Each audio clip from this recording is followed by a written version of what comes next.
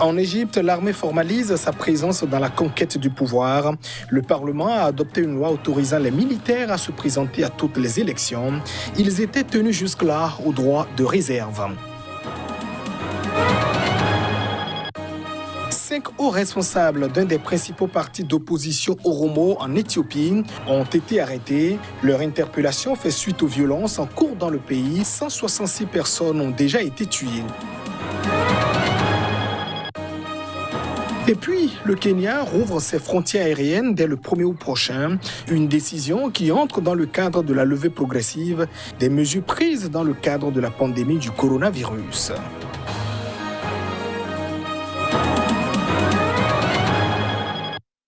Et voilà, plus sommaire de cette édition. Merci de nous choisir pour vous informer. En Égypte, le Parlement a adopté ce lundi une loi autorisant les militaires à se présenter aux élections présidentielles, législatives et locales. Avant l'adoption de ce texte, les membres de l'armée étaient officiellement tenus au droit de réserve. Les détails.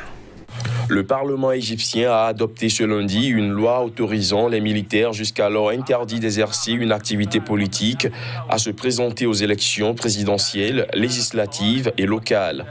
Jusqu'à présent, les membres de l'armée étaient officiellement tenus au devoir de réserve et interdits par une loi en vigueur depuis 1959 d'avoir une quelconque activité politique. Les députés égyptiens ont approuvé ce lundi un nouveau projet de loi qui autorise les militaires en exercice ou qui ont terminé leur service à se présenter aux 3 types d'élections représentatives, ceci après avoir obtenu l'accord du Conseil suprême des forces armées. Entité puissante au sommet de l'armée, le Conseil suprême des forces armées est dirigé par le président Abdel Fattah al-Sisi depuis 2014. Longtemps considéré comme un conseil des sages, il avait notamment été chargé de superviser la période de transition qui a suivi le soulèvement populaire de janvier et février 2011 et provoqué la chute de l'ancien président Hosni Moubarak. Mis à part la brève parenthèse, Mohamed Morsi, l'unique chef d'État égyptien civil et démocratiquement élu, l'Égypte a été toujours dirigée depuis 1952 par des militaires. Et on évoque à présent l'investiture du nouveau président du Malawi. C'était ce lundi, au cours d'une cérémonie rendue sobre pour cause de coronavirus. Lazarus Chakwera a appelé ses concitoyens et ses compatriotes au sacrifice pour relever le Malawi. Initialement prévu lundi dans un stade de Lilongwe, capitale du Malawi, pour coïncider avec le 56e anniversaire de l'indépendance du pays, cette cérémonie d'investiture a été simplifiée en raison de la progression de la pandémie de Covid-19.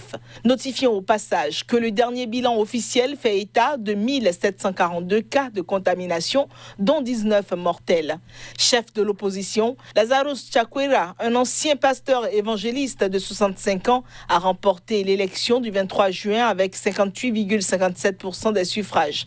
Il a de loin devancé le président sortant, Peter Mutharika, au pouvoir depuis 2014. Ce scrutin a été organisé après l'annulation pour cause de fraude de la réélection de Mutharika en 2019. Tout au long de sa campagne, le nouveau chef de l'État a dénoncé la faillite économique et la corruption du gouvernement de son prédécesseur. Il s'est ainsi lui-même engagé à publier chaque année une déclaration de patrimoine et à répondre à ses actes devant le Parlement.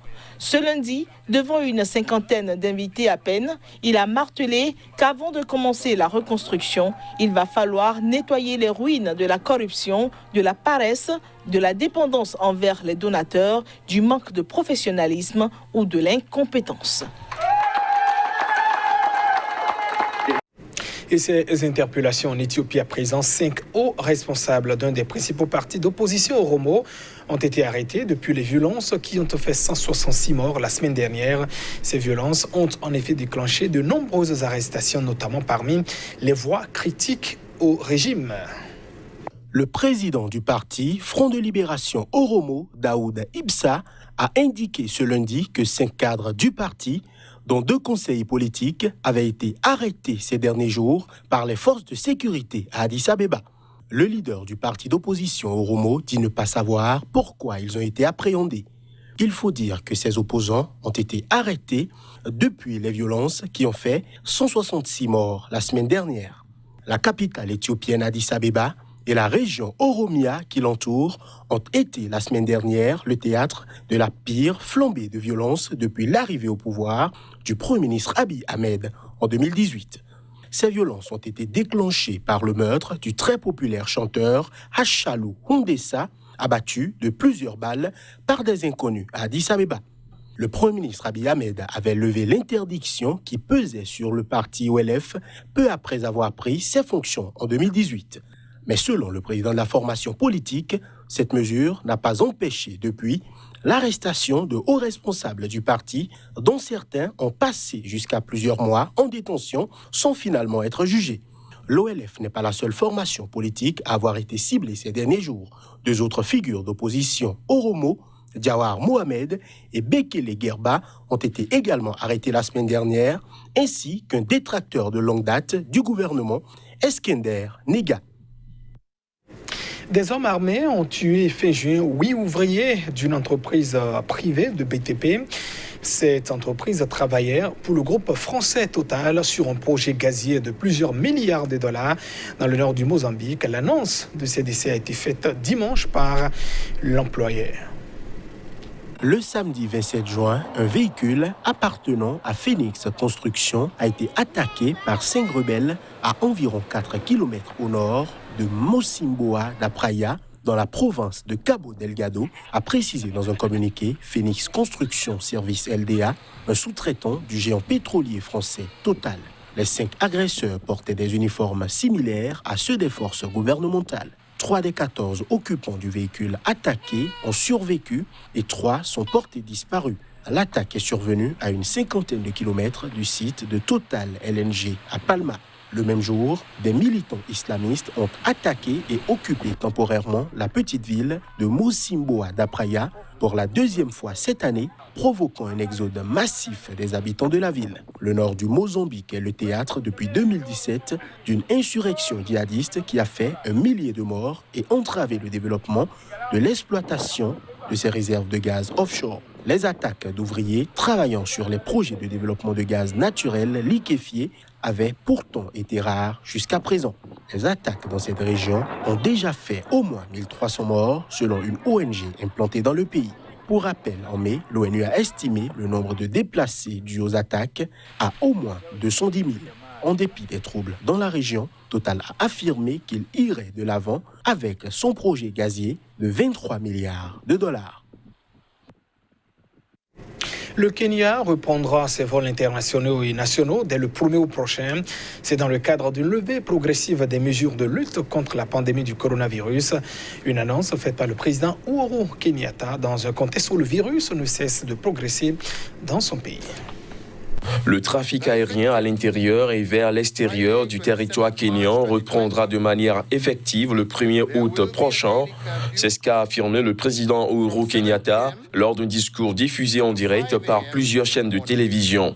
Cette annonce fait suite à de nombreux appels du secteur privé kényan demandant au chef de l'État de redémarrer l'économie après 4 mois de restrictions qui ont durement affecté les secteurs clés de l'économie du pays, comme le tourisme. Le pays avait interrompu les vols internationaux au mois de mars dernier. Le président Kenyatta a également annoncé la fin de l'interdiction d'entrer ou de sortir des 2 plus grandes villes du pays et principaux foyers de l'épidémie, Nairobi et Mombasa, ainsi que du comté de Mandera, dans le nord-est du pays. La réouverture des lieux de culte a été aussi autorisée, limitant toutefois leur capacité à 100 personnes à la fois. Le chef de l'État a toutefois reconduit pour 30 jours le couvre-feu en vigueur de 21h à 4h du matin sur l'ensemble du territoire. Ces annonces s'inscrivent dans un contexte de propagation de l'épidémie au Kenya, qui a officiellement enregistré 7 886 cas de Covid-19, dont 160 décès. Le premier cas avait été enregistré mi-mars et le nombre de cas a doublé lors des 19 derniers jours. Le mouvement pro-démocratie à Hong Kong, Joshua Wong, figure de proue du mouvement pro-démocratie, exhorte le monde à être solidaire des Hongkongais. Un appel lancé après l'entrée en vigueur de la loi controversée imposée par Pékin sur la sécurité nationale. Les autorités de Pékin ont adopté une loi créant criminalisant notamment le fait d'appeler à l'indépendance ou une grande autonomie de Hong Kong la semaine dernière, après des mois d'instabilité dans le territoire. Elle vise à réprimer la subversion, la sécession, le terrorisme et la collusion avec les forces étrangères. Depuis lors, un climat de crainte s'est abattu sur la ville. Le jeune militant pro-démocratie s'est exprimé avant sa comparution mardi devant un tribunal hongkongais pour sa participation au mouvement qui a secoué le territoire l'an dernier. Avec le risque pour notre sécurité personnelle, avec la menace d'une condamnation à vie, on pourrait être inquiet et aussi être ciblé par Pékin. Mais on encourage aussi la communauté internationale à faire entendre notre voix dans le monde. Lorsqu'on aura la possibilité, on espère toujours faire savoir au monde que le moment est venu de soutenir Hong Kong et que les Hongkongais doivent maintenant continuer sur notre lancée. Le week-end prochain, c'est donc l'élection primaire dans le camp pro-démocratique. Je souhaite que plus de 100 000 Hongkongais puissent venir voter. Les primaires ne concernent pas la qualité des candidats ou les détails du programme politique. Il s'agit de savoir comment on peut obtenir le mandat du peuple pour montrer notre mécontentement à l'égard de Pékin. Pékin espère toujours me causer des ennuis, que la loi soit adoptée ou non. J'ai donc maintenant davantage confiance dans les militants de Hong Kong à l'étranger qui continueront à rencontrer des politiciens étrangers et c'est leur devoir de poursuivre la lutte au niveau mondial. Lors de sa comparution devant le tribunal mardi, Joshua Wong ne s'est pas laissé intimider. Pékin a été particulièrement excédé quand, avec d'autres activistes, il a rencontré des représentants politiques occidentaux et soutenu les sanctions prises en réponse au renforcement. La loi sur la sécurité nationale imposée le 30 juin par le régime. Et c'est la fin de cette édition. Merci de votre attention. Au revoir.